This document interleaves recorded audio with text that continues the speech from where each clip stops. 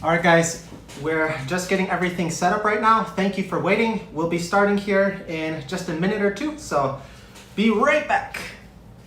As we wait for some more people to enter the stream, we're gonna send out the notifications. Let us know if everything's working. Can you hear us okay? Everything looking good? It's been a while since we've done our last live stream.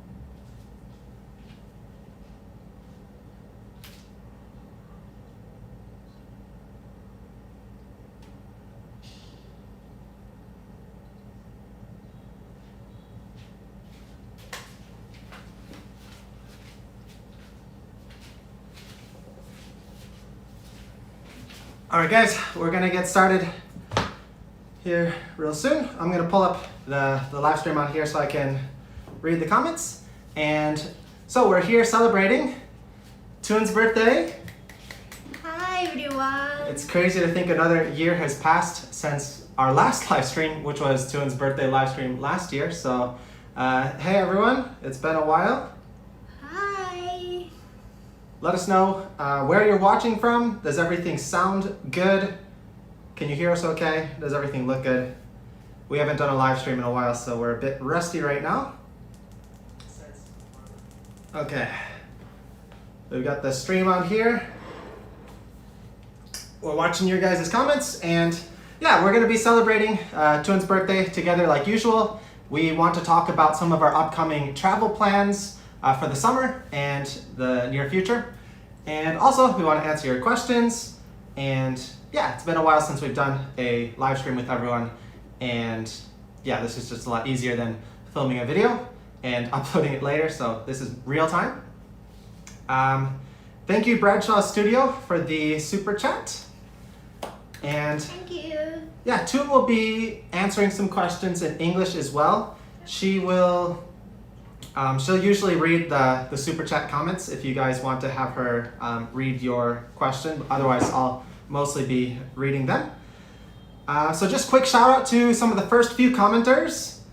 Hello, Troubleshoot Gaming, another birthday stream. Really enjoyed the last one. Wow, yeah, thank you. If you watched last year's birthday stream, welcome back. And another shout out to Sunny Day. Today was another beautiful sunny day here in Vietnam. And Efren Rico Cycling. And Gula Lazlo Taco. Sorry for slaughtering your name. Happy birthday, Thuong.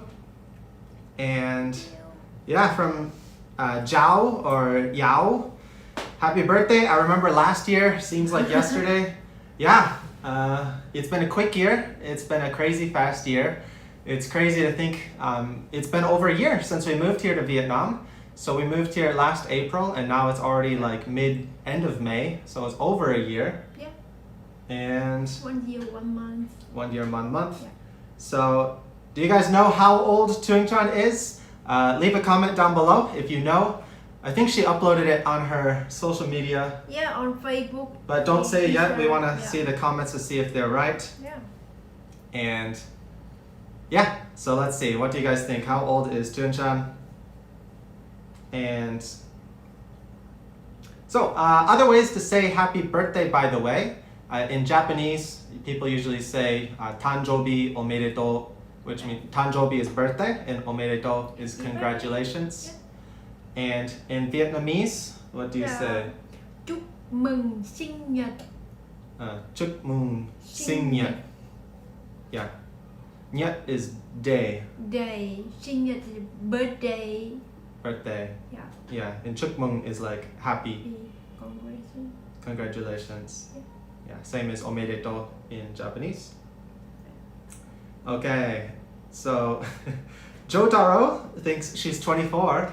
Yeah. Not correct, but I'm really happy to hear that.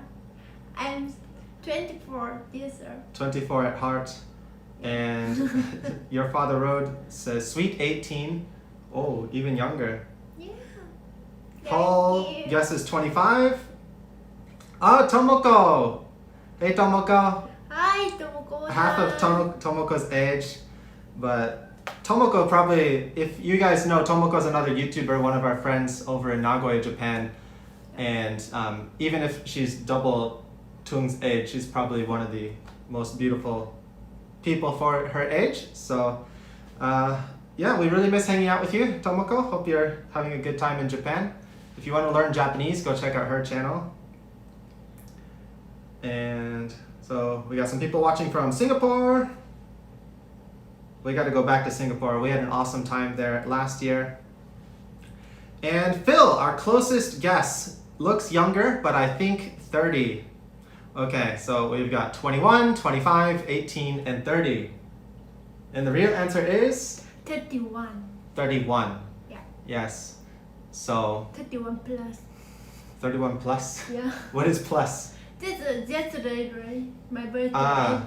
Plus 1 day. Yeah. So officially her birthday was yesterday, Yeah. but she wanted to have a lazy day, so we just we celebrated the few days before. We cooked steak. We had 2 steak dinners. Yeah. And yeah, so we didn't do the live stream yesterday. It's 1 day past her birthday, but that's okay. So 31 plus. We also do have some leftover cake. We ate most of it. As usual, we've got the carrot cake. Yeah. This one, we usually order from the same place. This one, they didn't decorate it as nicely as before, but the taste is still the same. So we're gonna be eating some cake later in the stream. Thuong's not a big cake fan, unfortunately. She'll have a few bites, but it's mostly for my benefit to enjoy the cake. So, and Phil, I was thinking 29 from the last birthday stream in Japan. Yeah, so the picture we used for the thumbnail, just because it was a quick, easy one to use, that was from the birthday live stream in Japan. So yeah, 2 years ago. we did the live stream here in Yeah. Vietnam in our old apartment. And so she was 30 then. And then the year before that, we did the birthday live stream in Japan. Yeah. So yeah, that was at our old apartment. So she was 29 then. It's pretty crazy. And I'm getting up there as well. So I'm a few years older than Thuong. I think I'm 33. Am I Yeah. 33? Yeah. No. No. もうすぐ34. But soon, Soon. in September, I'll be September. 34. Yeah. Okay, but I'm 33 now. 33 now. All right. And thank you, Efren Rico Cycling, for the Yeah. super chat. Thank you very much. Thank you very much. Thuong's super. Oh my God, the old Super super heart. chat, the super Yeah. heart. Super hard. Yeah, she. For anyone who watched our old live streams, she used to do that on whenever she got a super chat. It's more fun when we do the walking. We might have to try and do a walking live stream here, but I'm just worried about with all the sound and all the bikes and stuff, it might be difficult to make an enjoyable live stream for you guys. But if you want us to do a walking live stream outside here in Vietnam sometime soon, let us know. And from Paul, putting on some muscle. Yeah, so we got our gym membership at the beginning of the year, and in the beginning of the year, I was sort of taking a break from cycling, and I was just focused more on going to the gym and doing all the main, like, I forget the term, the workouts that work multiple muscles. So like the bench press, the squat, the deadlift, and Thuong was also going into the gym. It was her first time like regularly working out and stuff. So we did a lot in like January, February, March, and then in April we started switching back to cycling. We've been doing more riding lately, but I think we're gonna start going back in the gym again pretty soon because it's too hot here in Vietnam. And the gym is nice, it's got air conditioning, so the gym, riding outside in this hot, humid weather, it's like, it'll be like 36 degrees Celsius plus like crazy humidity, so the real feel is over 40, and just riding in hot, over 100 degree weather with humidity is not fun. Like we come home drenched in sweat, so especially doing intervals. So yeah, we might be taking a break from riding here. But that leaves us to our next point. I might as well talk about some of our travel plans next, earlier on the stream. So it's end of May right now, and next month I'll be traveling to US, Michigan, to Michigan, to my hometown, without Thuong.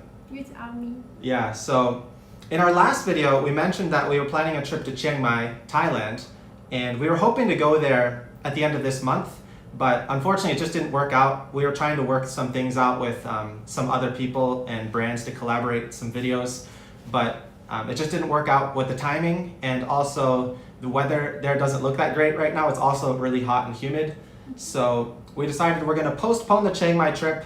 We're probably going to go back there in September or October when the weather starts cooling off there. And I wanted to go to the US this summer to visit my family because I've only seen my family like once in the last 5 years.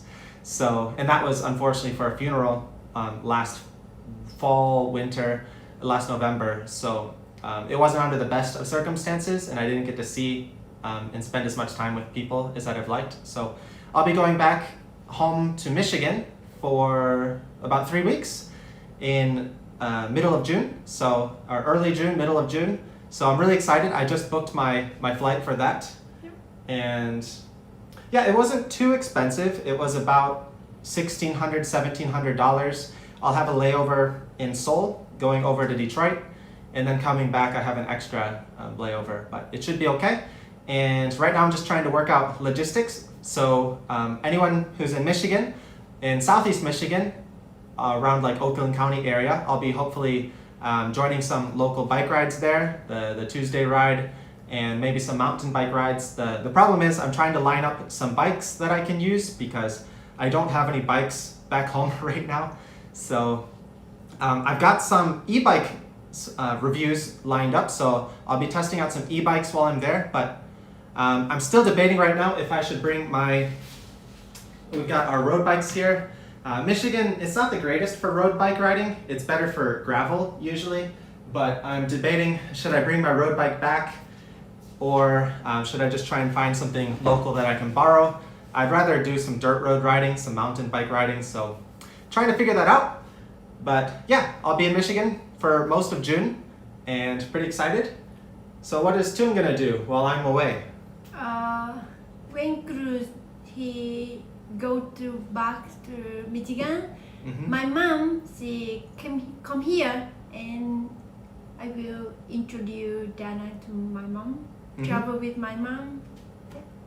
Yeah. So Thuong is more from northern Vietnam, or northern central Vietnam. So she's a little bit south of Hanoi, but her mom has never been to Da Nang. We've always gone to visit them in her hometown, and her mom's always wanted to come here. So her mom's gonna come around the end of my trip, and she's gonna be here, I don't know, maybe a week or two.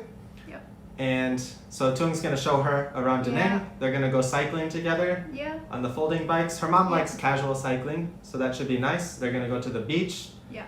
They're gonna try and watch the fireworks festival. We have a big international fireworks festival here in Da Nang.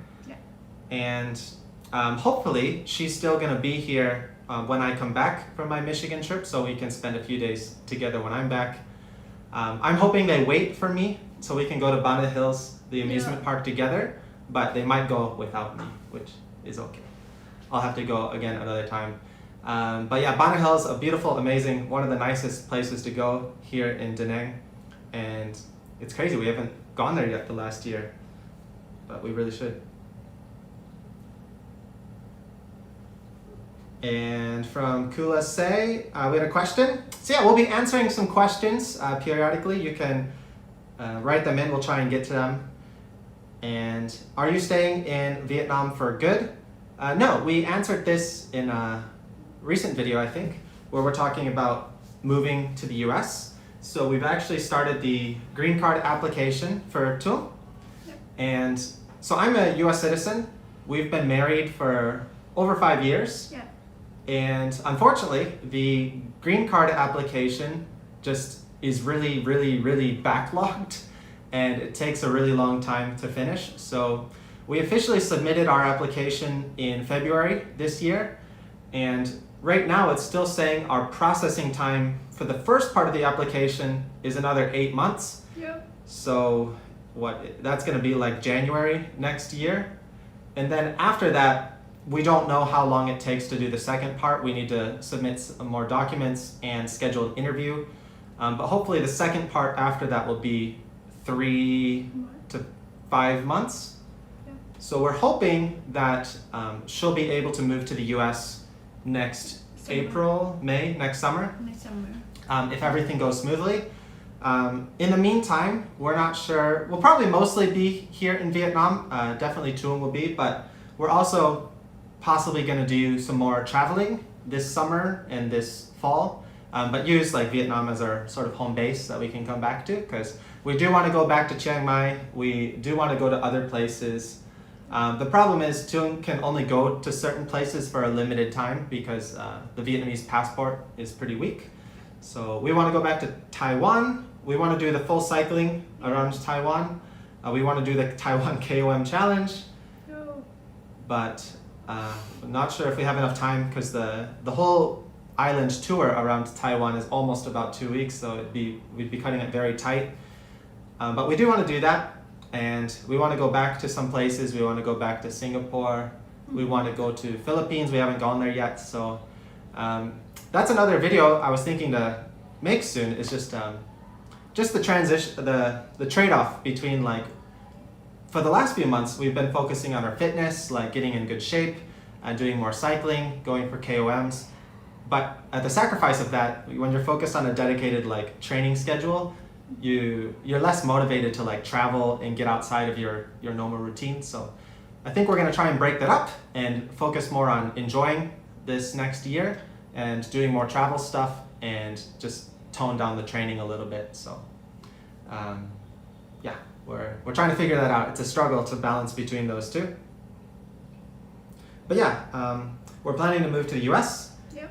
And we don't know like if that'll be a permanent move. Our main goal is we want to get her US citizenship, and it takes her about 3 years to do that after she gets the green card once we live in the US. And once she gets the citizenship and the passport, like I just feel a lot safer, like in case something else happens in the future, like some other pandemic, some other disease, or like if a war happens, or more wars happen. So I just don't want to take the risk that we'd be separated, because when COVID happened, we were lucky that we were able to stay in Japan together. But if we were separated, like if I was in the US visiting family, like I wouldn't have been able to enter Vietnam or even Japan for a long time. So just making sure we both have the same passport is a huge priority for us right now. And so yeah, we're gonna try living in the US, and we'll be in Michigan for the beginning, at least. That's where my family is. We might try and do some more traveling while we're there. Like, I don't know what's possible yet. It depends on like work and how everything else goes. But ideally, if things work out well, we want to do some traveling, like cycling around different areas, doing more mountain biking, and show you guys more videos of other parts of the US. So hopefully we can do that. And yeah, I'm really excited about all the different things in the US. The only thing I don't like, of course I love Michigan. It's my home state. It's a beautiful state. And my family's there. And I can't say all of my friends are there because a lot of my friends have moved out of state. And I've been away for a long time. So a lot of my friends now are in different states and different countries. But the bad things about Michigan is the winter is very, very cold. And we get some snow, but not like a crazy amount of snow. And also there's no mountains. So like there's good mountain biking, good flow trails, but there's no good, like we really enjoy hill climbing now and like going in the mountains for a nice day of cycling. And unfortunately that's not something we can do in Michigan. But we do have a lot of dirt roads and flow mountain bike trails, which is nice, but it's pretty flat and like rolling hills for the most part. So yeah, it might get a little bit like boring compared to what we're used to, but if we can like also do some travel in between, it might be okay. So we'll see how it goes. But we're excited to be around family. Thuong's gonna improve her English. We're gonna do a lot more mountain biking, gravel riding. So for the first year or so, like we're gonna have plenty of stuff to do and we're pretty excited. But in the future, like once we get her passport, we might start doing more travel, make our way back to Asia. Because once she gets her US passport, she can travel to Japan freely, she can travel to Korea freely, and Europe freely, all these other places that she wants to go. So we'll see. That's another exciting thing about getting her the US passport is she can travel freely. Whereas now it's very hard to get her like a travel visa for a lot of different countries. Okay, so yeah, it looks like some of you guys also went through the experience of getting a green card. So from Hell's Attack, my wife is Japanese. I think it took us a year to get a green card with the work permit. Yeah, so there's different kinds of green cards. Hers is the spouse of a US citizen. I'm not sure like the exact priority list. I think work permits generally are higher priority, but at the same time, I think direct family members of US citizens are also high priority. So yeah, unfortunately, it is what it is. It's gonna take over a year for us to get over there. We should have started the application sooner, but that's our fault.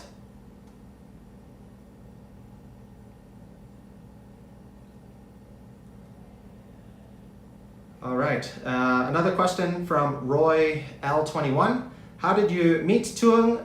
You guys are a really cool couple, and I hope I can find a cycling partner too.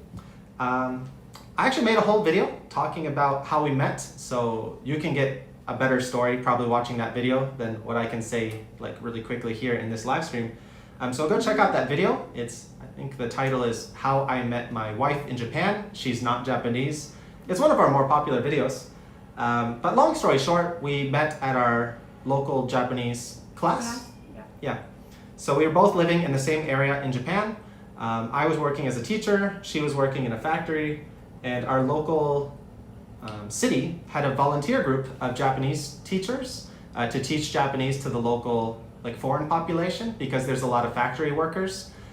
So the majority of the people in the classes were different factory workers from like Vietnam, China, India, Philippines, and like those kinds of countries.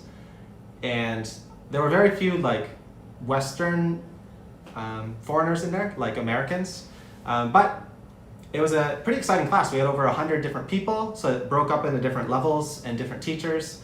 And we'd both been going to this class for over 3 years. By the time that we met, we were in different classes. And Thuong, I was in the highest class, and then Thuong like upgraded every year. So she upgraded into my class, and then when we became classmates, we started hanging out more. And she wasn't a cyclist at first. That's one of the reasons we first started hanging out. She asked me, she knew I was into cycling, and she asked me to help train her to cycle Lake Biwa. Yeah, so check out our Lake Biwa cycling videos too.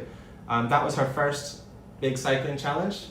It was her 4th ever bike ride on a road bike, and she rode 150 kilometers around Lake Biwa, so that was a good memory. Yeah, like our whole history together is pretty much on this channel when we first started dating and started hanging out, so you can check out some of our older videos. They may not be the best quality, they may not be 4K, but they're pretty good. and we enjoy rewatching some of those videos. Actually, it's kind of funny. Before we started dating, I didn't want to date a cycling girl. Who? No, I didn't want to. I did it. Okay. You didn't. 付き合いたくなかった。 You didn't. I didn't. Yeah, I have to make sure she understands correctly. Otherwise, there'll be trouble. Yeah, so I had a long racing career in cycling, and for a long time it was the main focus in my life, especially in my university days. I was really dedicated and focused on my training and getting to as high of a level as possible. And I had a lot of teammates because I was on collegiate teams and I had my local teams as well.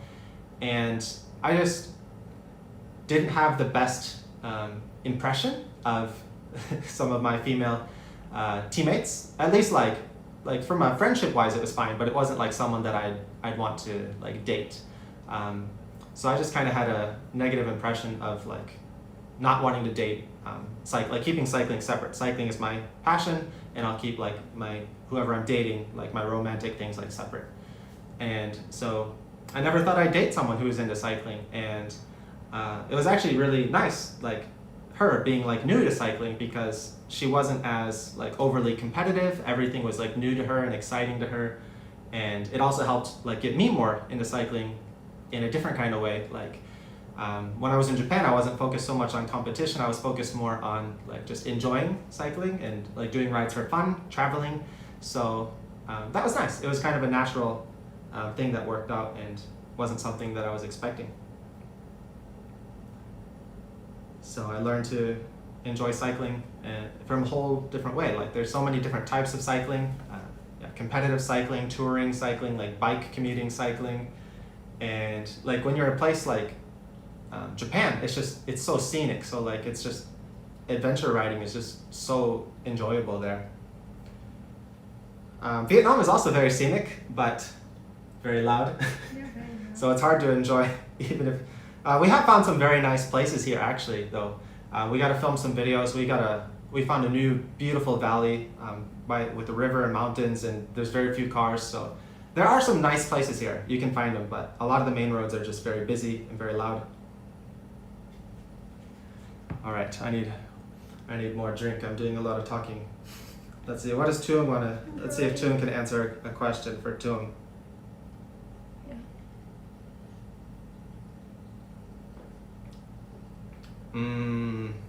Okay, I should probably answer this question. This is actually something I've been thinking about from Disade79. A general question. Why do you think gravel bikes have become so successful? Greetings from Germany. Yeah, so I have kind of strong opinions about gravel bikes. And I've actually never ridden a gravel bike, so I have to be, well, I guess technically I have. I rode the BMC Urs gravel bike. So I have ridden one gravel bike back when I was working for BMC in Japan. I went to the BMC distributor event in Italy, and I got to test ride a lot of the new models. So I got to ride their Urs, which was their first newly released gravel bike at the time. But for me, I'm originally a mountain biker. I started cycling as a mountain bike racer, cross country. So not downhill or anything like that, cross country, mountain bike. And I also got into cyclocross, and throughout my collegiate career, those are two of my favorite disciplines, doing cross country, short track, and cyclocross. And even in Japan, Thuong did her first cyclocross race, and she really enjoyed the cyclocross atmosphere. She got third place, yeah, in her first race. And so for me, the gravel fad is it's very strange because in my hometown we have a lot of dirt roads. There's more dirt roads than there are paved roads, honestly. And so, but there's also a lot of mountain bike trails, and there's a lot of flow trails. So I grew up on mountain bikes, hardtail 29ers, and I did all of my training on my mountain bike. I had a road bike, which I used for racing, but I never trained on it just because I enjoyed training on the gravel roads. So I've done a huge majority in my younger days, like of my training on gravel roads, and with my cyclocross bike. So for me, the gravel bike just seems so, I don't know, I'd personally rather have like a good solid hardtail 29er mountain bike than like a gravel bike, because for me, I'd rather have a cyclocross bike than a gravel bike. And most gravel roads, like the terrain isn't rough enough that you need anything more than like a 33 or 34 tire, for which you can do on a normal cyclocross bike now. So anything rougher than that, I'd rather be on like a nice hardtail mountain bike, especially if it's rough and going downhill and stuff. So I don't know, but it is nice to see like at least it's taking off and more people are getting into dirt off-road riding. So that is nice. And maybe because of that, also more and more people are getting into mountain bikes. I haven't been in the US in a long time, like in the summer, to really see this trend in person. It wasn't really taking off in Japan. When we left Japan, like people were trying to push the gravel bikes, but there's very few places that you can actually ride a gravel bike in Japan. So road is king in Japan. Like everyone has a road bike. The roads are super smooth. So gravel bikes didn't take off there. Even in Thailand, where we lived for a while, in Vietnam, there's no gravel bikes here. Like I rarely see them. Everyone's just on a mountain bike. And for me, just the mountain bike is a lot more comfortable. It's a bit heavier, like it can be heavier, but I don't know. I think flat bars are more comfortable and just easier to work with, easier entry for people to get on. So I don't know. Hopefully I'll get some chance to do some more gravel riding in the US. That's something I'm excited to test out. And maybe when I'm back in the US, I can find a demo gravel bike that I can use, and maybe it'll change my mind. But for me, I'm a cross-country mountain bike guy and cyclocross guy. And like if I had to get two bikes, I'd probably get those bikes. I don't know. If I want to enjoy the trails, I want the mountain bike, because then I can enjoy the trails and I can still ride the dirt and keep up with people on gravel bikes, I'm sure. But it depends. I don't know. Let me know. If you ride a gravel bike and you think they're awesome, let me know why in the comments.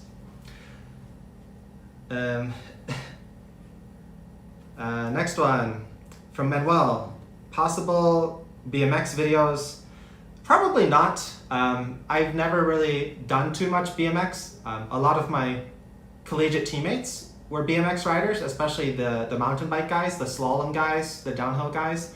They also raced BMX. So I've been around BMX people a while, but I don't know, maybe if there's some events going on and when I'm back home, I'd love to check it out. So I'll keep that as a possibility if something happens. And oh, nice. P Films just rode Lake Biwa yesterday. It's a beautiful ride in Japan. Thuong really wants to go back to Japan. She wants to. She's gotten a lot stronger with her cycling lately. Good. She's turning into a Strava KOM hunter. Before bed, she just is looking on her phone on Strava, looking for segments that she can take. And she really wants to go back to Japan so she can take some segments. Yeah. Because when she rode in Japan, she didn't really ride very seriously. No. She didn't have the computer. She didn't focus on Strava segments. So. I didn't know that. Yeah, but now she's. Now, I watch every day to find a new segment, new QM, something like that, and take it. And take it. Yeah, she's got multiple pages now on Strava, her QOM leaderboard. She's got a couple pages of segments now. So watch out. Yeah, in Michigan, I'm excited to see how she does, because I think she's got a lot of natural potential for mountain biking. Okay, we got a question from Tomoko for Thuong.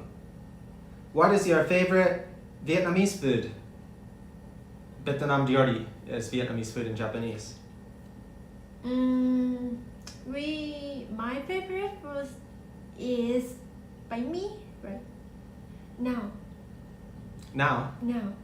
my favorite food is bánh mì. Really? Yeah.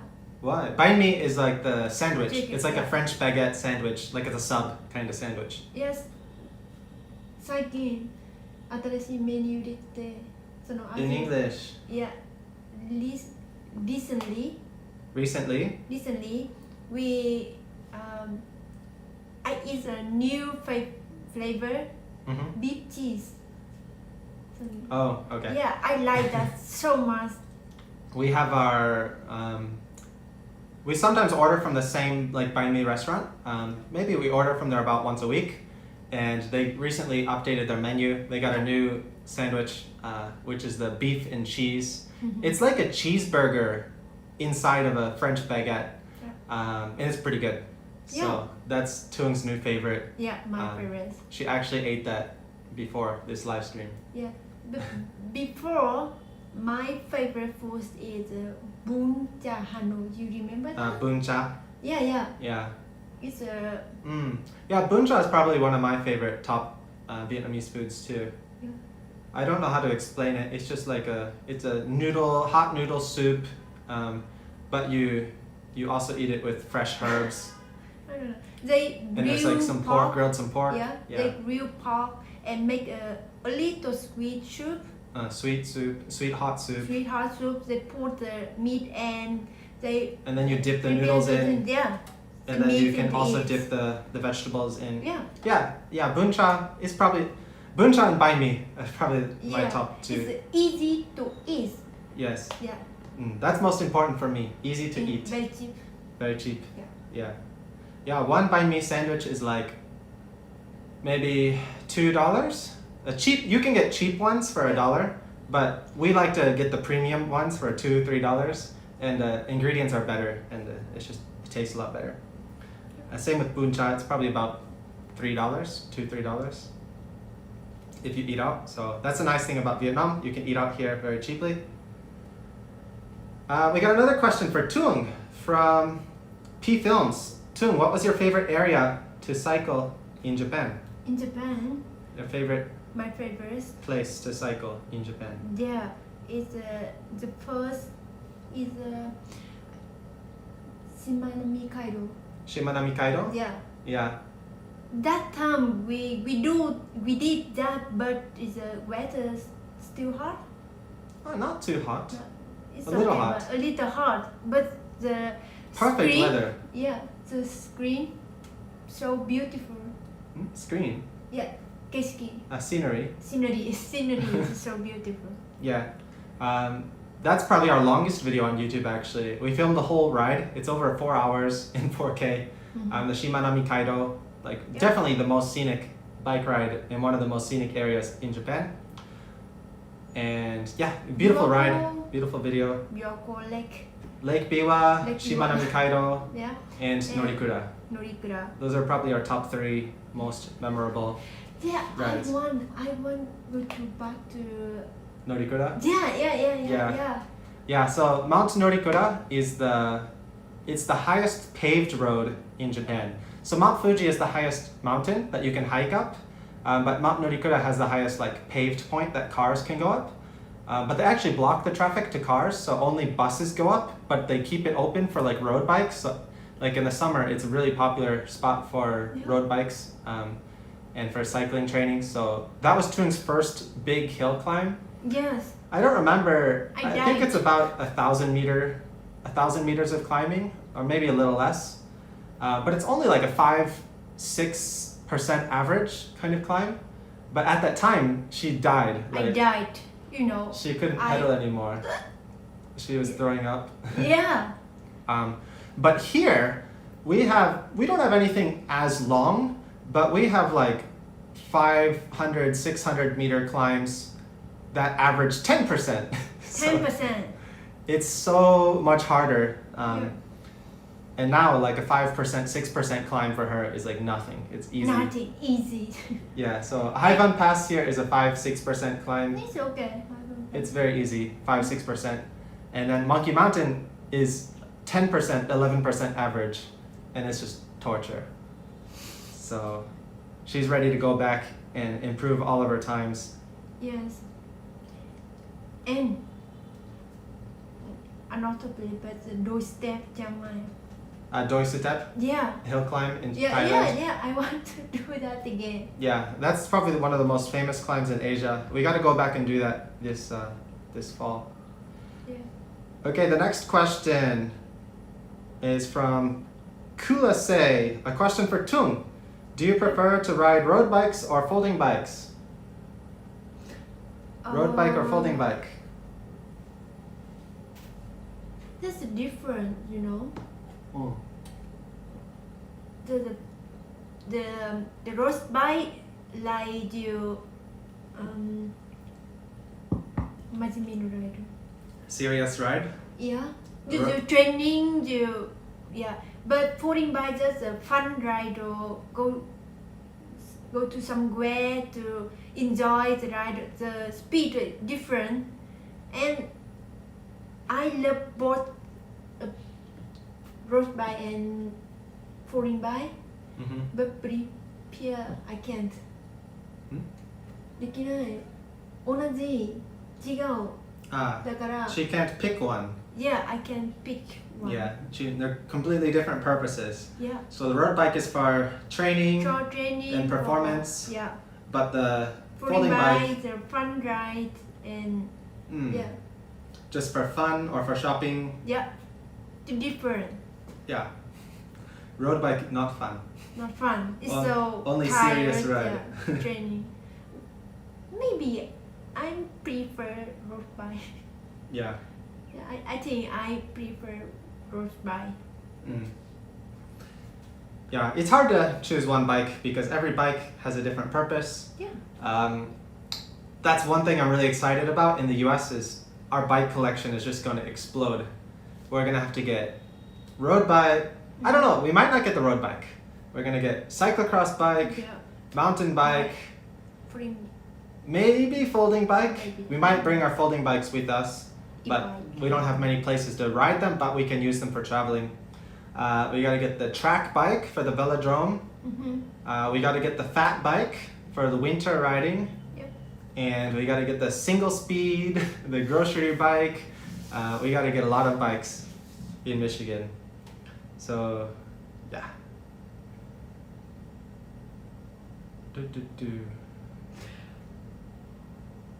Okay. Yeah. Thuong likes the comment from Chris. Thuong will love American barbecue. Yes. Yes. Yes. Yeah. The barbecue, we haven't had any good barbecue personally that I've enjoyed here. Thuong went to a Japanese yakiniku place, like a grilled like a Japanese barbecue or technically Korean barbecue kind of place.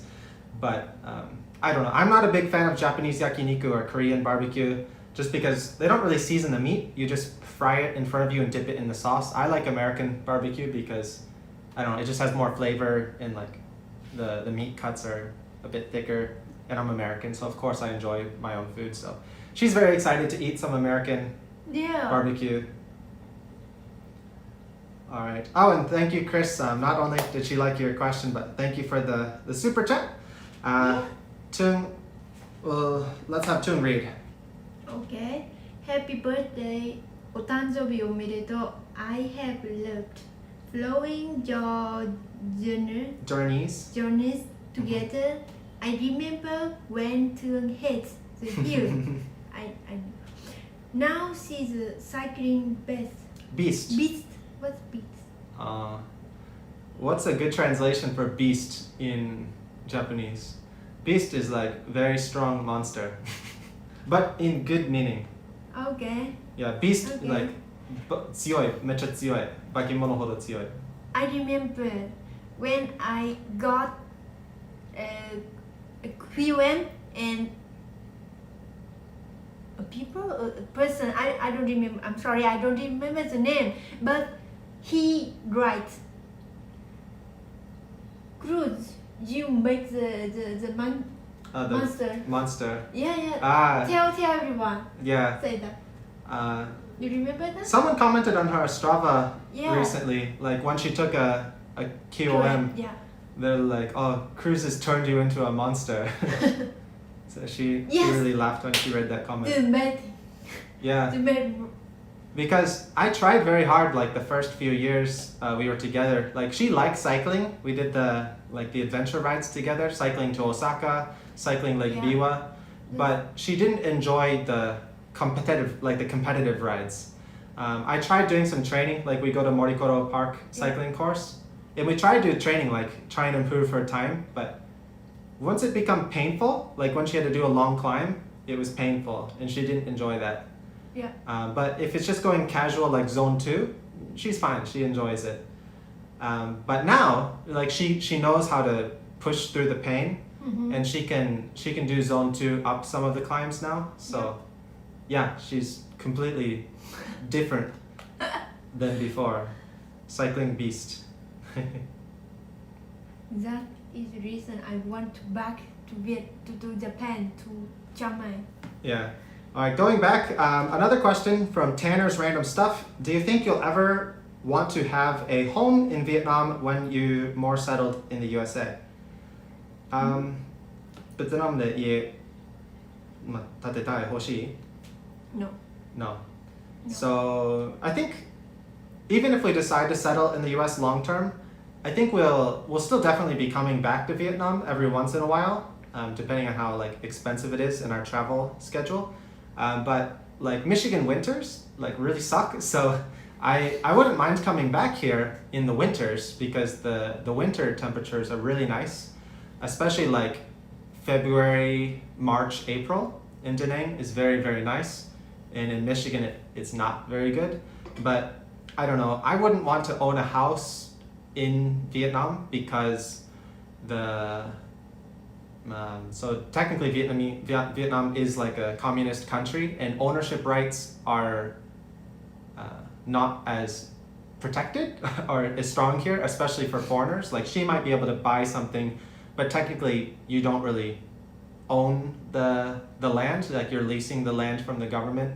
So, and also the prices of real estate is insanely expensive. Like if it was cheaper, we might consider it, but the real estate prices are extremely inflated here, especially compared to the local like economy. So I wouldn't want to buy anything here. Vietnam, for the most part, is a renter's market, but her family's always here. We can stay with her family.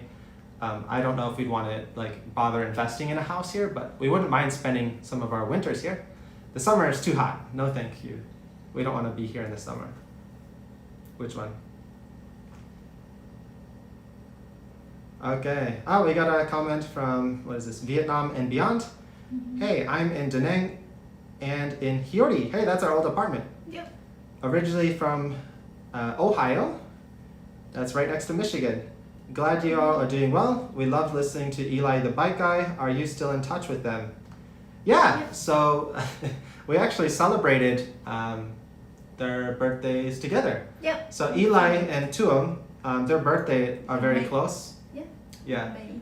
So we actually had a birthday dinner with them on Sunday. So yeah, Eli's doing well. He's just, so Eli used to do a lot of live streams here in Vietnam, especially during the like COVID pandemic time. And he used to just film a lot of like cycling live streams, walking live streams. And yeah, he's still doing really well. He's just not doing YouTube right now. But yeah, we still see them, him and his wife. They're great people. So.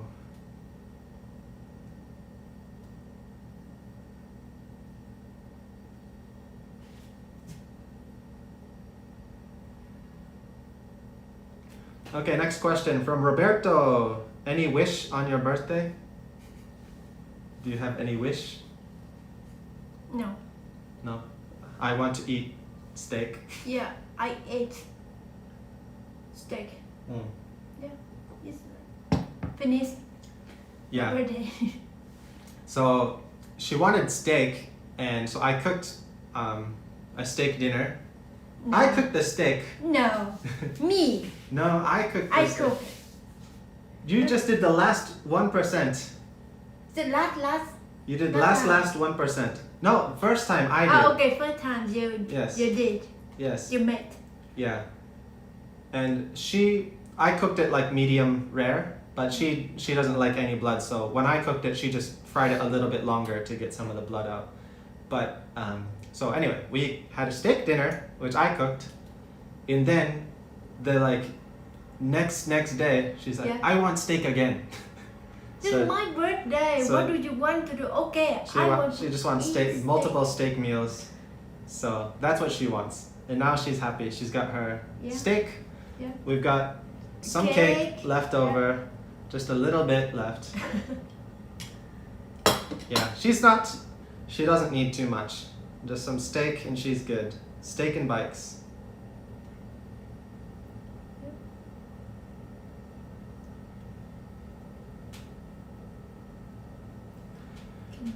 From Rory K. After Chiang Mai, did you go back to the standard cranks or did you keep the ones you installed for climbing? So our road bikes, they came with Shimano 105 for the cranks and the chain rings, and it was a compact setup, so 50-34. And Thuong and we both switched to subcompact from Absolute Black, and hers is still on, and it's still working fine. But I switched mine back to the original 105 chain rings. So the crank is still the same. It's still a 105 crank. It's just the chain rings are different. She likes the smaller one so she can spin up the climbs easier. I kind of do wish I had some smaller gears going up some of the climbs here, especially Monkey Mountain, but I do kind of okay. I've got a 3430 as my, or what is it, a 30? Is it a, might be a 30, so it might be a 30-30. Anyway, I do okay climbing up the hills here, and unfortunately I had the Absolute Black chainring, but when we were making some adjustments and one of the bolts broke, so I haven't been able to put it back on. So I'm just using the 105 cranks and the chain rings.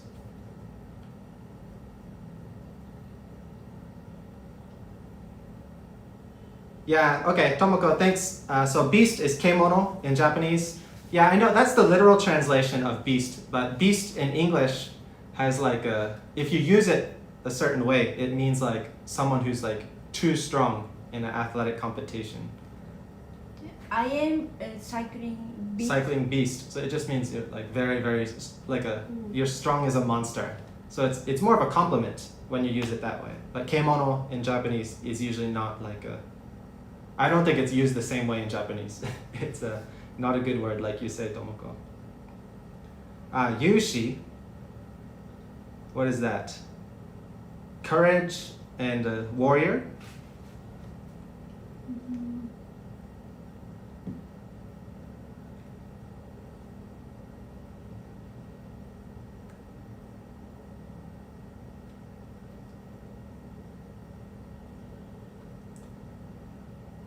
Nice. Tomoko is learning Spanish on Duolingo. Chris is learning Japanese in Duolingo. Thuong is learning English in Duolingo. Yes, me too. She's had a long, what's her streak? How long have you done Duolingo now? 162 days. 162 days? Yeah, 162 days. Wow. It's a lot of dedication. Yeah, every evening before bed, she's on Duolingo and Strava looking for KOM. Every day.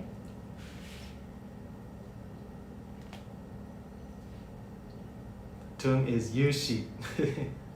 Juicy. Kemono. Okay, from Psychedelic 44, do you do much stretching or extra exercise to improve your cycling performance?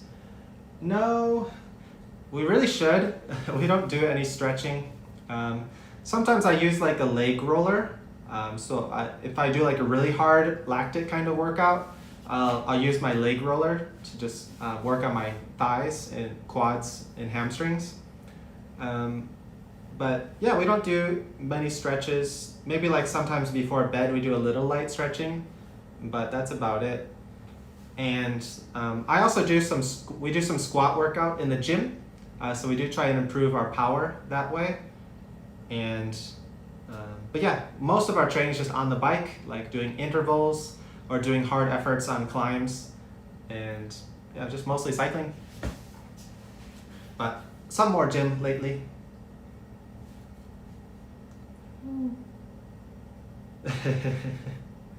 Love that you guys are arguing about who cooked the steak. Yeah, she was talking about the second time. I was talking about the first time.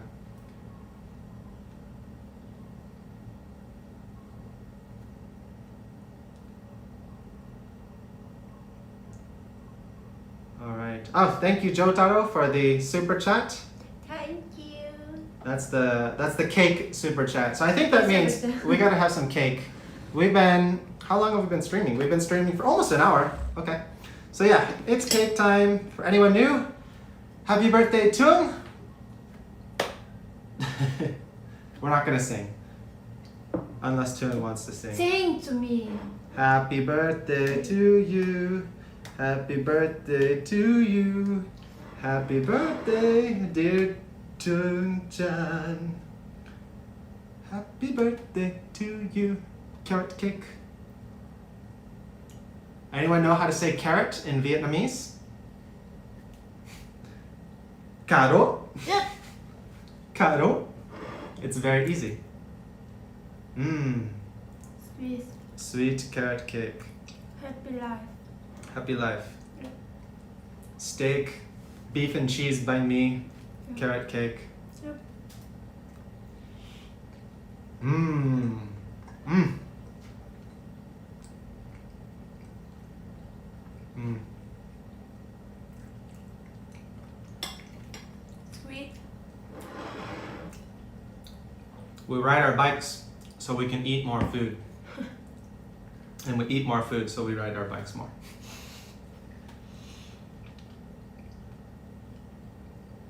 All right, thanks for tuning in, Richard. Cheers from Tampa. From Gregory, Thuong, your English is fantastic. Can you tell us the tire size and pressure you run on your Kaze race bike? Yeah. So we both have 25s. We have Continentals. Thuong is currently using the Ultra Sport. I'm using the Grand Prix 5000s on the new carbon wheels. Oh, those hub sounds are so good. And yeah, they're both 25s. Thuong will usually ride the about 90 PSI for the pressure.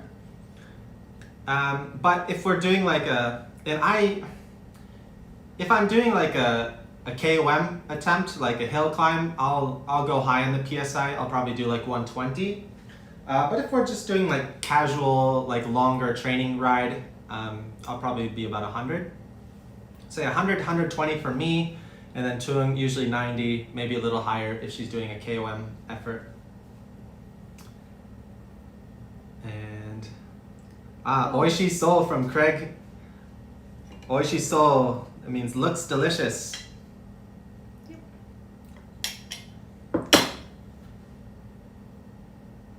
Oh, and welcome back, Sabino Cruz, my Cruz brother. Happy birthday. Oh, we'll let Thuong read this one. Happy birthday, Thuong. Mm-hmm. From fellow Cruise more.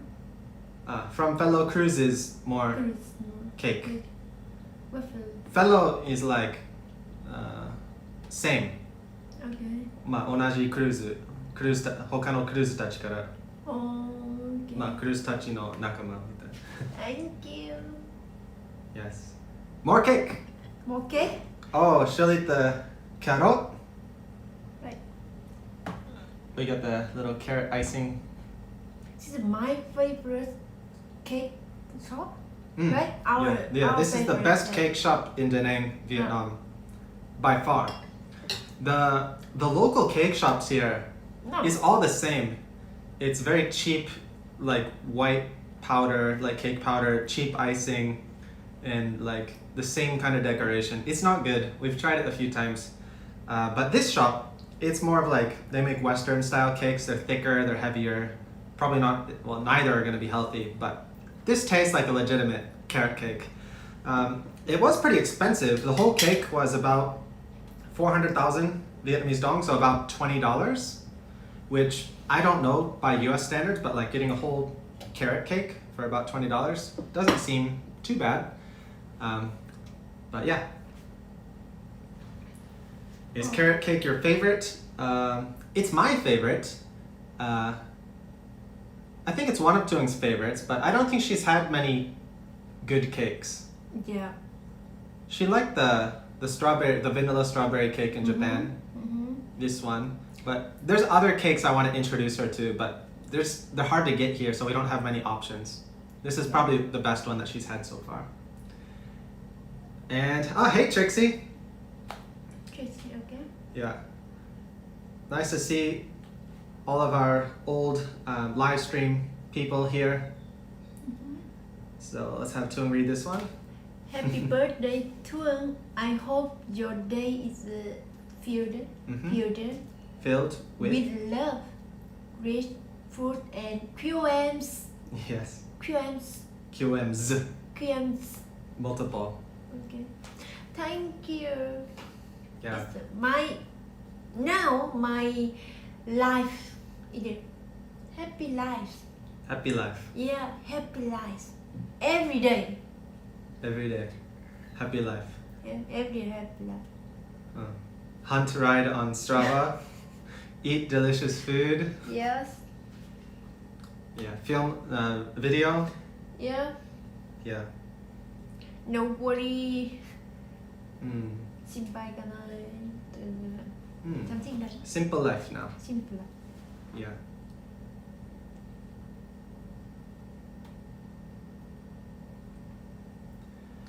We got a question from Kyle. I remember you were planning a trip to Korea before you visited Singapore. Do you still have plans to go visit one day? Yes and no. The problem is, like, when we start trying to plan an actual trip to a country that Thuong needs a tourist visa for, Yeah. it's very involved, like, of a process.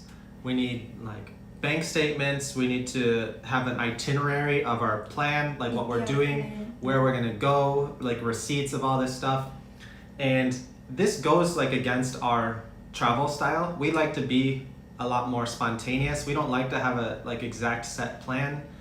And so like going to countries like Korea or even Japan is just, it's just a, yeah. Thuong can maybe go for a few weeks.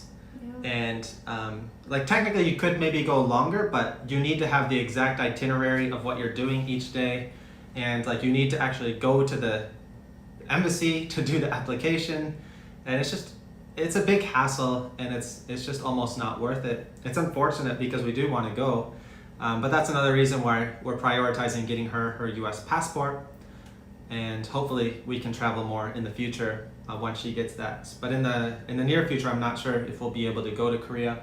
We have thought about like Jeju Island, because in the past Jeju Island had a special like entrance, like Vietnamese people were allowed to go there visa free, but the problem is we're not allowed to do layovers, so we can't like do a flight to Seoul then to Jeju, because technically we're entering Korea through Seoul.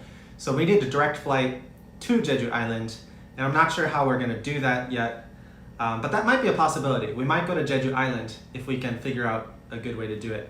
I think we can go to Singapore and then fly direct from Singapore to Jeju Island. But my concern is like Thuong has a limited time in Singapore within like a month, so I don't know how that works. If we go to Singapore, spend a few days there, go to Korea, and then come back to Singapore while she's still within those first 30 days. I don't know, it's confusing and it's not really clear. But we might try and make that happen. Jeju might be a possibility. We would like to go. Thuong really wants to go to Korea. And I think like Korea is a really great place for cycling, and Jeju looks pretty nice as well. If anyone has had that experience of going to Jeju Island with a Vietnamese person, not on a tour, let us know. We've also heard some sort of crazy stories where like some Vietnamese people tried to go to Jeju Island, but they didn't let them get on the plane. So yeah, it's pretty scary.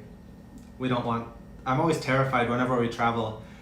Even our first time traveling to Singapore, like I was terrified because it was our first time like traveling to a country like without a visa, like especially like a tier 1 like level country.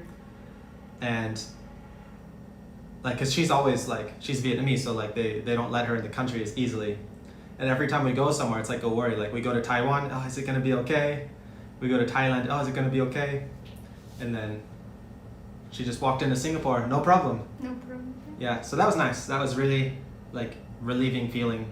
It's a normal feeling for me because I have a US passport, but it was nice to see that with her.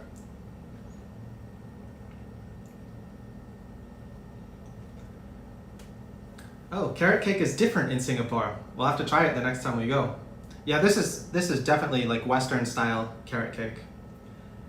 And from Chris B, no chocolate lovers. My wife loves chocolate, but I don't. Or the opposite. Me, I don't like you. But I like. Good, he like. A lot. Why? I don't know. And from Roderick, happy birthday to your wife. Are you planning to bring your road bike to the US? And I mentioned this earlier in the video, and I'm debating that right now. Because in my hometown, there's a lot more dirt roads and mountain bike trails, and there's a lot of roads, but the road quality is very bad and it's not very good for road cycling. So I'd rather have a nice like mountain bike or like at least cyclocross or gravel bike that I can ride there. But I don't know what I can get, that I can find something over there, if I can find a rental bike or someone who has like a spare bike. Or I might be able to get a demo bike if I can get in touch with some brand reps. So I'm still debating. I might bring the road bike with me, but I'm not sure if it's worth it. We'll see.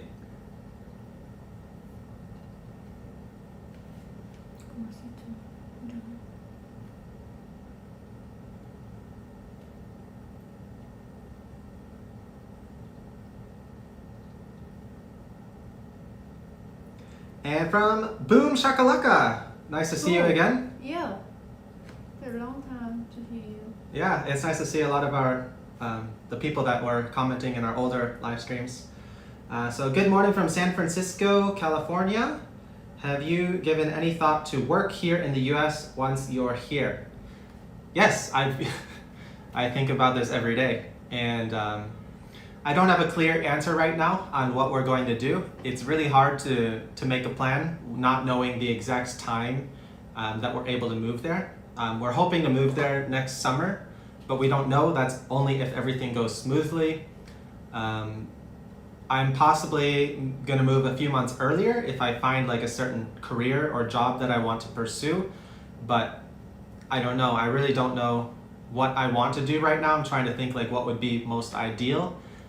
Right now, we would like to continue this YouTube channel, but this YouTube channel doesn't make enough money to support us in the US. Like even if we were to go full time in this, we have a lot more content we can make in the US because we can visit different bike shops, we can go to different trails, different cycling events, and we can actually work with the US distributors and find hopefully some more sponsors. So I would like to put some more energy in this channel, and like it's been difficult here in Vietnam because we have a large audience from the US and also from multiple different countries, and we can't really work with the local Vietnamese distributors because we don't match their target market. We don't really get much of an audience here in Vietnam, and also just importing bike stuff into Vietnam is a lot more difficult. So I'm hoping that we can put some more energy in the channel and at least get it to the point where it at least is somewhat financially worthwhile doing, and just putting more energy in it, and so we can film some more exciting videos. So I would like to try and work in the cycling industry in some kind of way, if I can just find some different brands that I can work with, hopefully get some new like sponsors for the channel. But other than that, I don't know if it'll be enough to do just that. I'll probably need to do something other, whether it be some kind of part-time jobs, just like even just working in a bike shop, or going to a full-time career and just sort of like taking YouTube a little bit more casually and just uploading videos for fun again, and then just going back into a career. It really depends on a couple of different factors, but in the meantime, the YouTube stuff is nice because it's flexible with the schedule, because we don't know when we're going to go. So at least in the meantime, we can focus on YouTube videos, and it doesn't matter where I'm at, and I can just always like focus on this channel. So that's nice.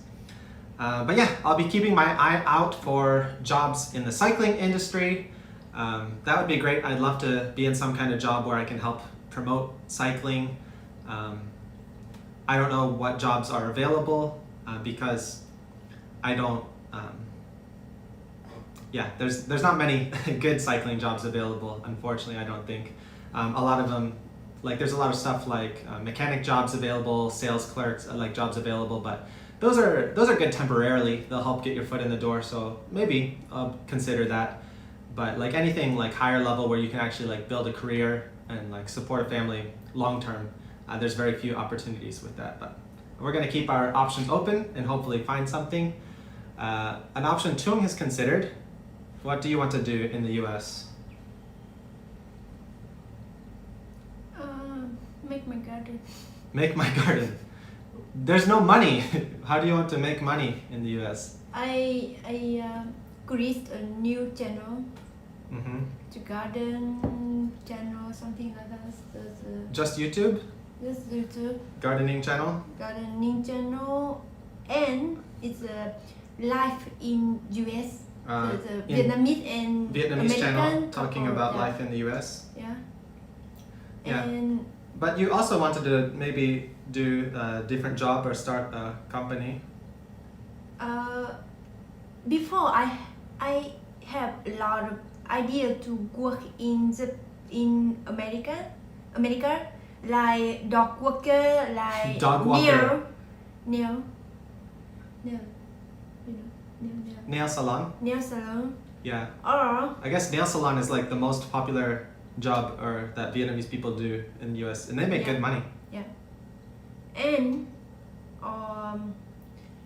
no, Real estate? yeah, Yeah, that's another thing I was considering. I'm not the most like social or outgoing person, but I think like just learning more about real estate and that might be something good that I can balance like with the channel, because I don't want to do like a full-time job that takes all my time where I can't put any energy in the channel anymore.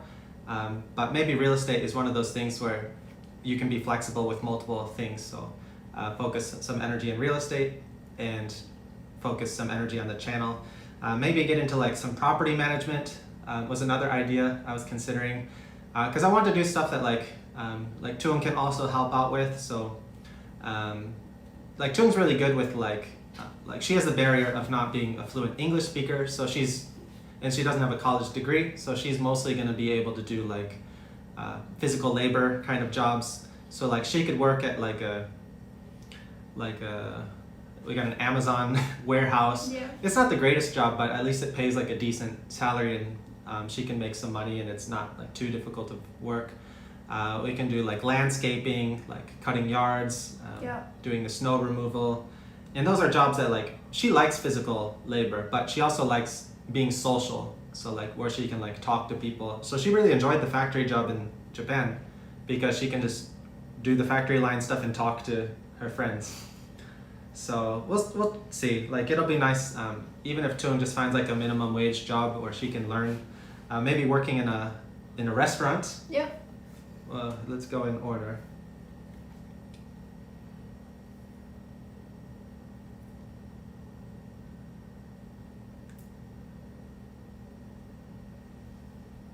And from James, I'm excited for you to be able to see all the new food options in Detroit since you've left. Yeah, I'm very excited for certain foods in the US. I'll be filming a lot of videos when I go visit the US next month. So I definitely want to get some Detroit pizza. I'm definitely going to get some Coney Island food, and I'm excited to see like downtown Detroit and see how it's developed over these last few years. I'm really excited about a lot of the new developments there. We're still not sure exactly where we're going to live in Michigan when we move there. And so my family, originally I grew up in Rochester, which is like a suburb north of Detroit. It's a bit outside of Detroit, about 20 miles outside of Detroit. So it's sort of the borderline of like when you go south, you get more into the city, and the north, you get more into like the rural countryside, like dirt roads. So it's a great place for cycling because I can just escape to the dirt roads and the mountain bike trails. But yeah, Detroit's looking pretty nice, like some of the developments, and yeah, excited for all the different food there as well.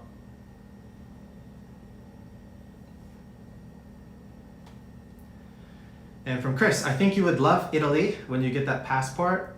Yeah, I think so too. I was lucky I got to go to Italy for work a few years ago with the BMC event.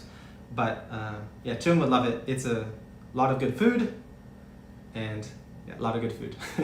Italian food. Yeah. So, yeah, Thuong's been eating a lot more Italian food lately. So sometimes we have dinner together with Eli from Eli the Bike Guy, the streaming channel that you guys mentioned earlier. And he likes to cook Italian food. So we eat a lot of Italian food when we go over to his place. We play game. And we play board games. Yeah. Yeah. Do you want to show them your board games? No. Let's go show them your board games.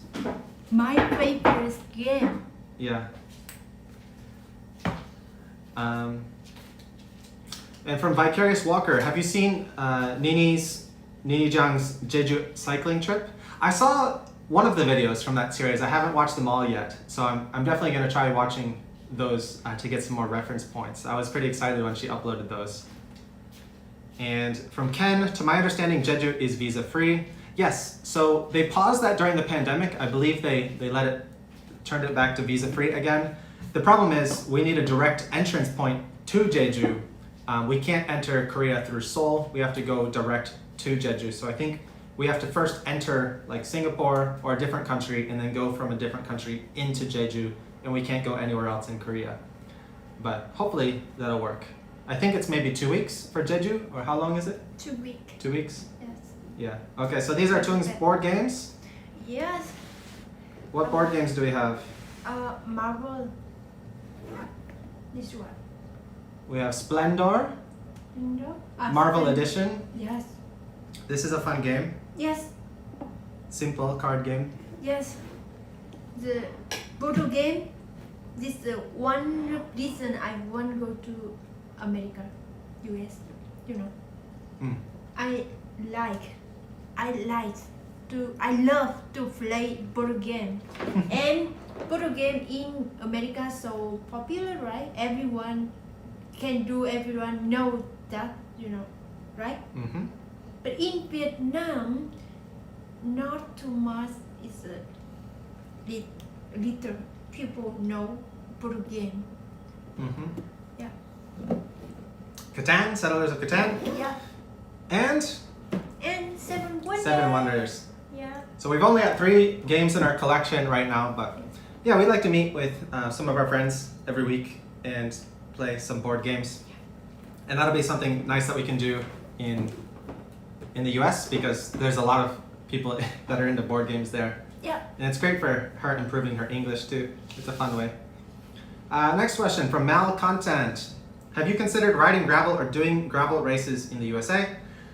Yeah, the gravel racing actually looks really fun. I'm really into like dirt kind of racing, and actually when I was racing road, like seriously, back in the US, back in the day, my first like win, like my first Cat 1-2 win, road race win in Michigan, was on a half dirt race. So back then there weren't really gravel races, but there were kind of like spring classic road races where half of the roads would be on like dirt roads. And for me, I was originally like a mountain biker. So I was like a mountain biker doing road races. And I loved those kinds of races because I could just power away from all the road riders that didn't know how to ride on the dirt. So I'm really excited to see there's a lot more like gravel dirt kind of events, and I really want to get into it. There's a huge race in Michigan called the Iceman. There's a lot of big mountain bike races, so I definitely want to get into those. So yeah, I'm really excited for that. Hopefully, maybe I can find a team that I can join, and I'm curious to see like how well I can perform. So I do want to keep my cycling fitness up, and hopefully enter some fun events back in the US. I don't think I'll be able to do them this summer. There's one big cycling event this summer when I'm going back. It's called the Lumberjack 100. It's a 100-mile mountain bike race where 90% of it is single track, so I think I would die. I don't think I'm ready for that because I haven't ridden single track in a long time. But yeah, I definitely want to try some gravel races and mountain bike races and like just general dirt kind of events. I'm not sure if I'll ride a gravel bike. I might just use a 29er. We'll see. We'll see what happens. And from Ken, we gotta open the Thuong Banh Mi shop in the US. Maybe, I don't know. Restaurant work is hard. Yep. it's a lot of work and there's no break. So maybe. I think it's too much work though. From Paul, Chúc mừng sinh nhật. Happy birthday from St. Louis. Will you be KOM hunting in America? Yes. Thuong will, definitely. You? No? Maybe. I still have a few KOMs in the US. So I started using Strava when I quit cycling. My last like serious year racing in the US was about 2012, 2013, and that's when I first started using Strava. I just sort of downloaded it and I used it on my phone. So I still had a few segments from like back then, but since then I haven't really ridden much in the US, and so I don't really have many KOMs. I'd like to try to go for some, but I don't know what my bike situation is going to be this summer, because you can only get so far. Like if you're on like a cheap $700 used mountain bike, I'm not sure what I can do. But yeah, if I've got a good bike and I'm feeling good, and I find a KOM I can go for, I gotta at least get one. Even if I'm on like the worst bike, I gotta at least get one. That's my goal. I'll get at least one KOM in the US when I'm back this summer. Once we move back though, I'll probably be more serious with my riding, so yeah, we'll try and do some KOM hunting then. I'm kind of curious to see how I do back home, because here I've been focusing more on longer climbs, but in the US, like we've got a lot of like flat and rolling hills, so we've got a lot more powerful kind of like Clydesdale style riders. So it might be hard to beat some of those KOMs just because my body's not used to that style of riding right now. And from Wasabi Master, dog walking is a great money maker. A friend of mine makes 6 figures in New York City. Yeah, it looks really good, but I mean, I think you got to be in a more population dense area to make it work. If you're in the suburbs, it might be difficult, but yeah, just in general, like pet care, like dog walking, dog sitting, those are simple jobs that she can do, that she doesn't need like extra qualifications for. And they're also flexible. That's the great thing about them, because like if you want to take a weekend off to go on a cycling trip somewhere, you can do that with that kind of job. So yeah, I wouldn't mind like doing a job that involved like pet care, working with dogs. Like that'd be really cool, I think. Another like crazy idea I thought about, this was one of my dreams when I was younger, when I was like really serious into racing. We used to have like these training camps. So like some people on our teams, they had like relatives' houses. Like we go on like these training camps and stay in these houses for like a week and do like a full training camp. And I always wanted to like get one of those for myself. Like in the winter, people from Michigan go south. They'll go to like Florida or Atlanta or Arizona for like these training camps. So I thought it'd be cool just to like get like this big house and like in a nice like area for cycling. And then people can just come like rent the rooms and like use it as a training headquarters. So that'd be really cool, I think. But yeah, that's another fun idea. From Nicken, man, I miss White Castle burgers. Yeah, I'll have to get some of those too, maybe.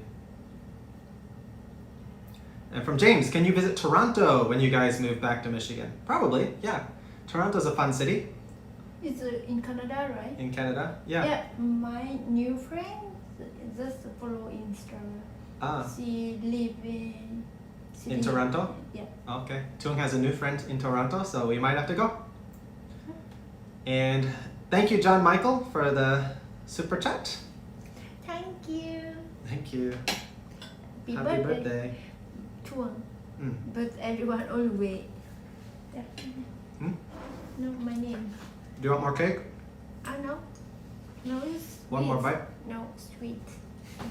Thank you. One more for me. Okay, let's try and go through some more questions.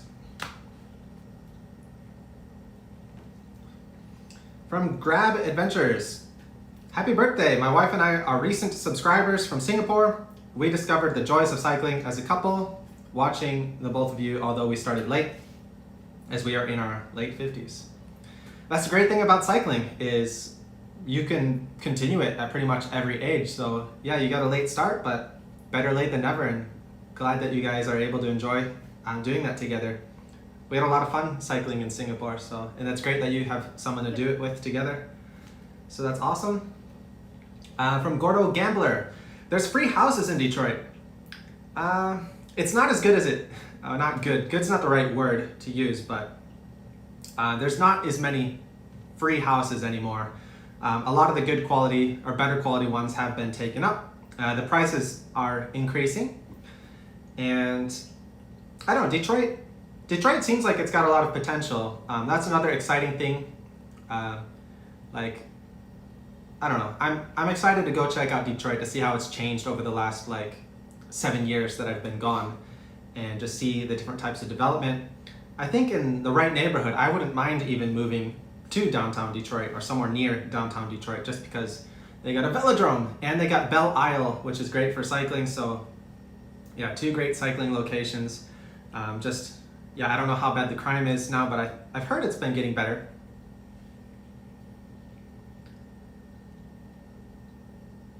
And from Chris Bates, are there any Detroit bike manufacturers? I'm not sure. I believe at least there's, if I remember, I don't remember the name, but I'm pretty sure there's an organization that does something with like used bikes, like they get old frames and like put better parts on them and like sell them or like help donate them to like kids. I'm pretty sure there was an organization that did that. As far as manufacturers go, I think there's some in Michigan. I think Bear Claw, if I remember, is one of them. So there's a couple like steel mountain bike and probably gravel bike now too companies. So I think Bear Claw was one. There's the other guy, Scott Queering. He used to sponsor the Queering Bells mountain bike race team. So I think there's a couple like steel, like smaller steel bike that are more like custom kind of companies. I'm not sure. If anyone knows, in the comments, let me know. That'd be really great if we can find maybe a local Michigan or Detroit based like manufacturer or bike company that we can partner with. But yeah, that's another thing we're gonna have to look for moving forward, is finding like a different team or shop or like brands that we can work with once we move back to the US. And that's exciting.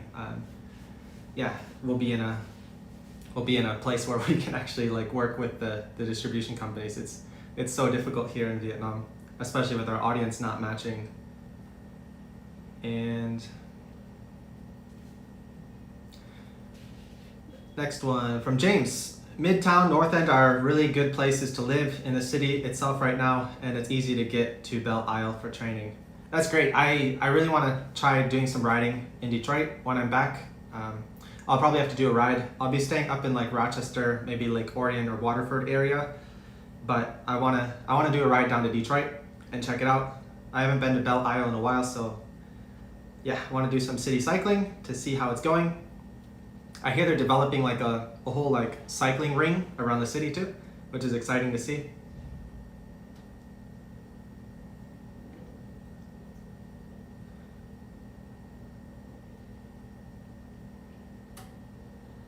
Okay, from John Michael. Please come visit Little Rock, Arkansas.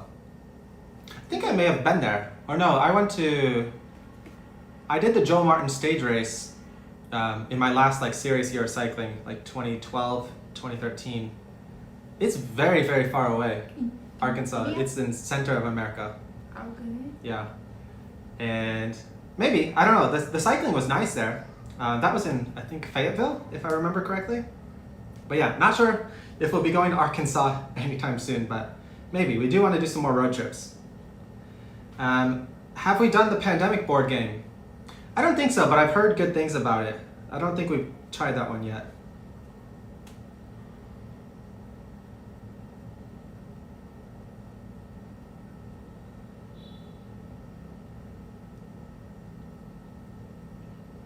All right, thanks Tomoko for checking the live stream. Good to talk with you.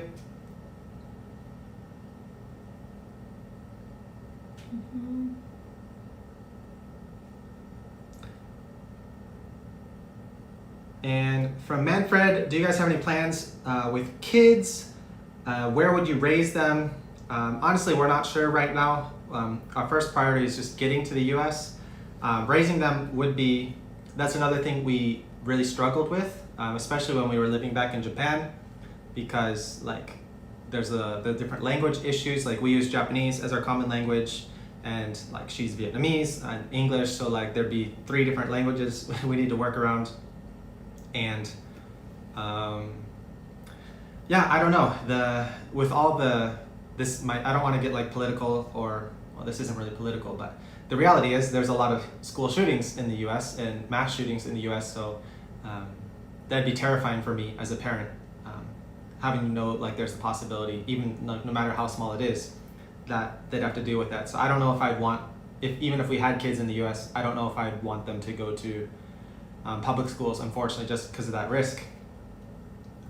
But I don't know, not something that we're worried about right now.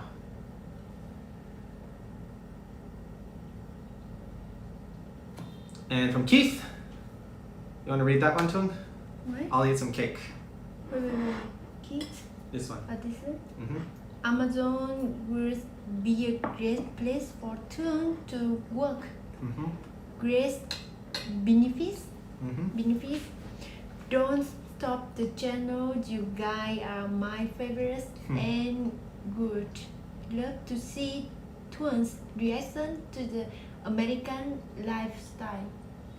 Yeah, Yep. I think so too. I think Amazon, it gets a lot of hate, but I think the jobs are pretty good. And for Thuong, like she'd do really great. She loves just get the product, put it in the box, wrap it up, done, go, next. No stress, you know, it's just face to face with the. No talking to customer. Yes, it's a negative. Yeah, no customer service. Yeah. Just, yeah, she likes physical work. Yeah. Don't talk to the customer. Yeah. And just no stress works something better. And physical work. Yeah. She likes to move her body. Yeah. And just walk around, get different products, put it in the box. It may be a little bit fast paced, but I think Amazon would be good for her. And we got an Amazon fulfillment center in Pontiac, so that's a good location for commuting. Yep. So maybe we can work at Amazon at least for a while. Wow, lots of people suggesting Arizona. Okay, we might have to. Oh no, Arizona? Arkansas and Arizona. Okay, sorry. Arizona, yeah. I want to do some cycling in Arizona too. Where is it? Arizona. Arizona. Arizona. It's southwest. South. North. South. 南西の方。Okay.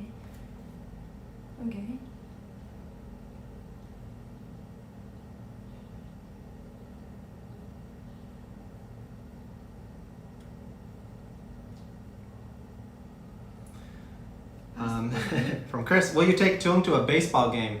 So we've got the Detroit Tigers. Yeah, probably. I personally don't really enjoy watching baseball, but I think it'll be a fun experience. But that being said, the last time I went to a Detroit Tigers game was when I was a kid, so maybe I enjoy it more now because I can drink alcohol and I'll be there with like family and friends. So yeah, I'm sure we'll go because my family really likes going, I know. And I did go to a baseball game once in Japan. Did you go to a baseball game in Japan? No. No? I have never. Never go to a baseball game? Yeah. Do you like baseball? Any game. Any game? Any game. Really? Yeah. 野球とか soccer, no, never. Oh, really? Yes. Just work. Just working. Yeah, just working. Okay. We need to go to a sporting game. You should. To bring Nothing here in Da Nang, right? Yes. No soccer team? Da Nang soccer team? I don't know. Maybe. I'm not sure. Yeah. Okay, we have to go to a sporting event. Now, if we were to take her to a sporting event in Michigan, we gotta go to a hockey game.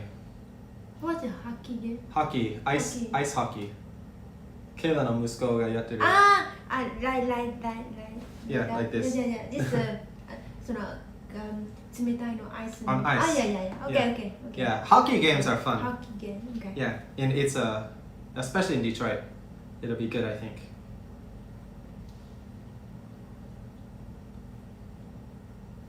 Okay, from James, Sarah and I will take you on the D ride. They're on Saturdays, usually very spicy group ride. Okay, yeah. So this was something new that happened after I left Michigan.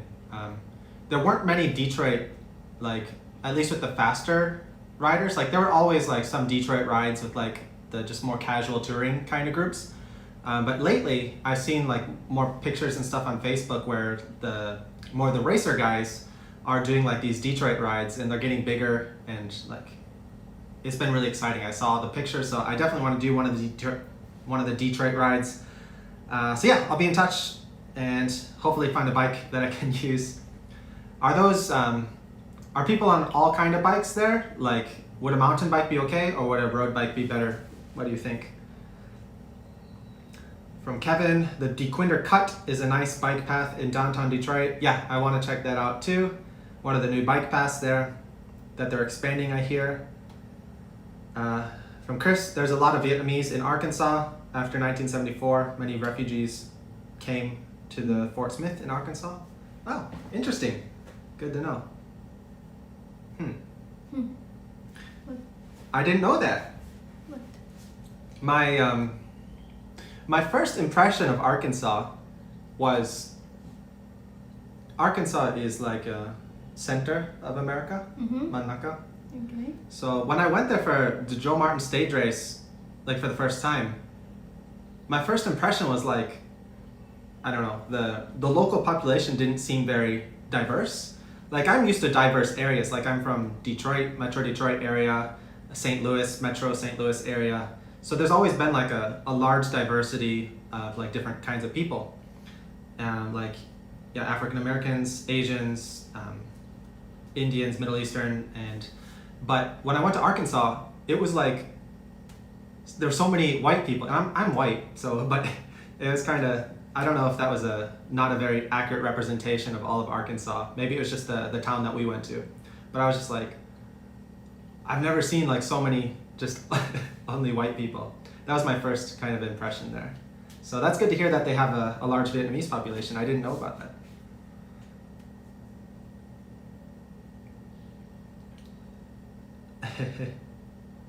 And from Sempon, is there a piece of cake for me? This is all that's left. And Thuong's not eating it, so I will. But I gotta read the last few questions. Yeah, I think we're gonna probably wrap this up here pretty soon. So if you have any questions you want to get in before we finish, write them now, and we'll go through these last few questions. But thanks everyone for joining on this fun little live stream. We'll try and do some more.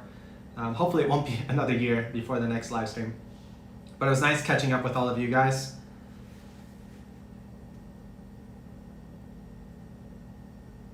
And from Now Content, please come to Northern California. We have great roads and climate here in the San Francisco Bay Area.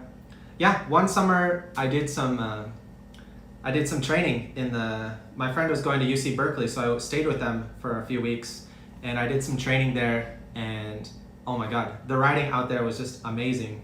I did what was it? Like Diablo Mountain sort of climb with one of at the time it was like the 5 hour pro team. Like, one of the riders was out there, and I rode with him up, I think it was Mount Diablo. Oh my God, crazy ride, beautiful riding. Really want to go check out and bring Thuong to show her like the California riding. It's probably like, I don't want a road bike in Michigan, but if we're in California, I'd probably want a road bike, or maybe even a gravel bike.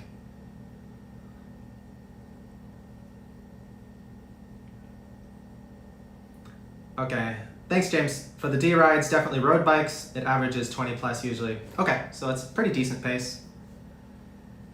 So maybe I will have to bring my road bike back to Michigan. And okay, question from Dumitru. Do you plan to ship your bikes to the US? I assume it will be expensive. Yeah, that's another thing we're debating. So I was considering bringing one of the bikes back with me now and just leaving it in Michigan because we're gonna move there in the next year or half year. I might go back again in the winter or early next winter. So I'm considering possibly bringing a bike back with me and leaving it there, because when we come back the next time, when we move there, we're gonna try and bring at least one bike each. We can bring one bike and one suitcase when we move.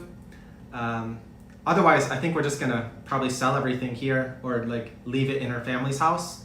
Some stuff we can, we really like this Thuong folding bike, but we're probably gonna leave that at her family's house because her mom can use it and we can use it when we come visit. So some of the bikes it's not worth bringing because like in Michigan riding, like I'm not even sure, like we really like the Mobot Royal folding bikes. It's 20-inch folding bike, but we're not going to be able to use those much in Michigan, honestly. Like it'll be nice for traveling once we're there, so we might leave some bikes here so we have bikes when we come visit.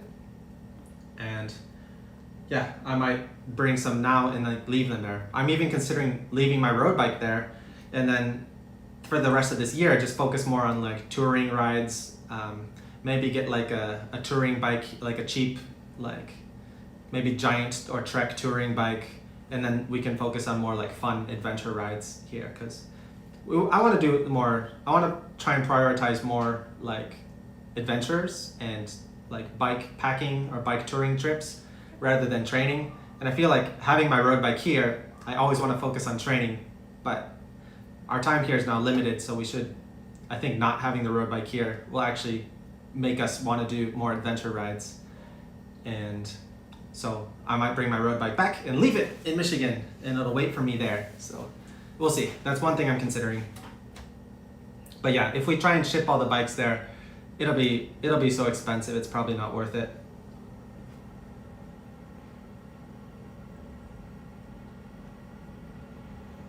Okay, from Chris, my friend's wife works at Amazon and she loves it. She gets her daily workout at work. Yeah, it sounds like a good job.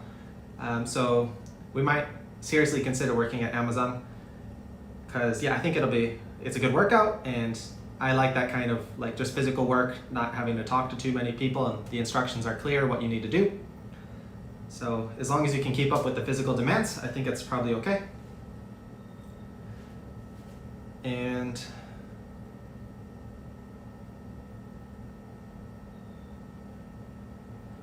okay, one question from Keski. How is the immigration paperwork going? So we talked about this earlier, but we submitted her I-130. That's the first part of the visa application. We submitted it in February. We just checked it. It's been 3 months since it's been over 3 months since we originally submitted. And now, we just checked it like yesterday. It still says 8 months estimated. So it's looking like we're gonna finish that first part hopefully by January. We really hope that it won't take the full 8 months. It's saying an estimated 8 months now, but it could be finished earlier. Like they don't really give any information. It just says your case is actively being reviewed, and it's been saying that for 3 months now. So they haven't given us any requests for more documents, which I think is a good sign because I think they're supposed to do that within the first 3 months. So if they haven't done that yet, hopefully that means it'll be processed faster. I'm just making assumptions. But our current plan is hopefully she'll get that by January, and then we can immediately submit part 2 application, and then we schedule the interview, and that next part should take like 2 or 3 months. And then I don't know how long the backlog is for the interview at the US Embassy in Vietnam, but maybe if that's 2 months or 3 months. So hopefully she'll be able to move to the US by May or June next year. So we're still a year out, unfortunately, which kind of sucks, but I might move back earlier myself just to get things settled there, like finding a place to live. And if I go back a few times, I can start bringing some of our luggage. And yeah, I don't know, it's tough trying to organize like this big move. And like now we're at the point where we don't want to buy anything new because we're not going to be able to like keep it here. And so yeah, it's not fun living in like the state of limbo and just having to wait this long time, but we'll figure it out hopefully.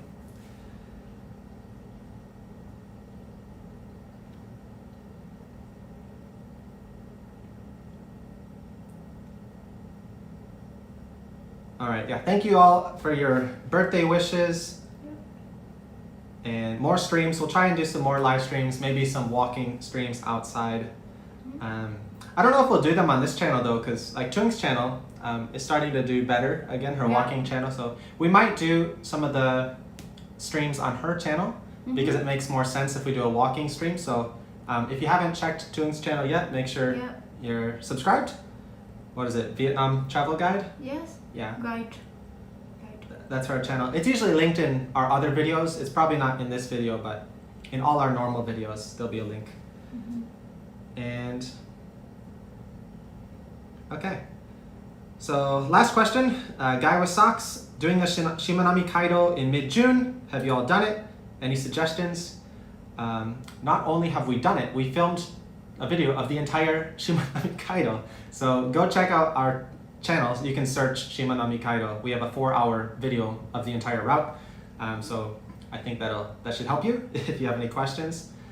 If you have normal bike fitness, if you're an experienced cyclist, it's a pretty easy route. Just the start can be a little confusing, so just be aware of that. But yeah, there's lots of beautiful scenes and views along the way. So have a good ride and hope you have good weather. And from Keski, it took us 1 year to finish the I-130 and hopefully you guys will get it soon. Yeah. Okay. How long did it take to do after the I-130? So I-130 is the first part of the visa application. And then after that, you have to submit another document. I don't remember. ES 60. Yeah, DH 160 or something, or something. and then you need to schedule the interview. So yeah, I guess the I-130 is the longest part. It's normally on average taking about a year now, unfortunately. But then after that, so it'll be about January when that finishes. But then we have the next part. We need to submit the documents and we need to request scheduling an interview. So it depends on the consulate and which country. So yeah, I guess maybe it doesn't help if we ask because Vietnam's wait line is going to be different than like Philippines wait line and Japan's wait line. Okay, you're doing it right now. Well, hope it goes quickly for you guys. And we'll keep you updated with our visa situation once we get any news. But yeah, we're gonna end this live stream here. Thank you guys for watching. Thank you everyone for your comments and birthday wishes. And I'll be filming a lot of videos in the US. So some more mountain bike ride videos, some gravel ride videos, maybe some bike shop tours. If I can see some cool bikes, I might do some bike videos as well. I've got some e-bike reviews that I'll be doing. So lots of exciting stuff. And yeah, I'm leaving in less than 2 weeks now. So pretty excited. Gotta start packing and preparing. And yeah, thank you guys for watching. I'm gonna eat the rest of this cake and we'll see you guys again soon. All right. Bye. Thank you.